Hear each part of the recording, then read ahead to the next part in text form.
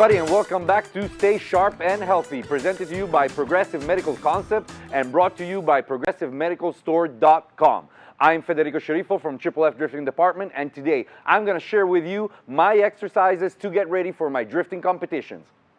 Today I'm going to show you and present to you the Magic Elastic Bands. These are fresh, they're colorful, they're cool, so let's get on with it. What do the different colors mean? They mean the different strengths that the elastic bands have. So we're gonna prepare the elastic bands for the exercise doing a simple knot at the end of each elastic band. So I'm gonna show you right now what is the correct posture and what is not, okay? So we're gonna grab our elastic band, put it behind our head, and it doesn't have to wrap around our neck, it just has to barely touch it, and the arms have to be really nice and straight. So we're gonna keep it nice and tight to the knob, and then we're gonna just let go a little bit of the pressure on our wrist and make the elastic band do the rest.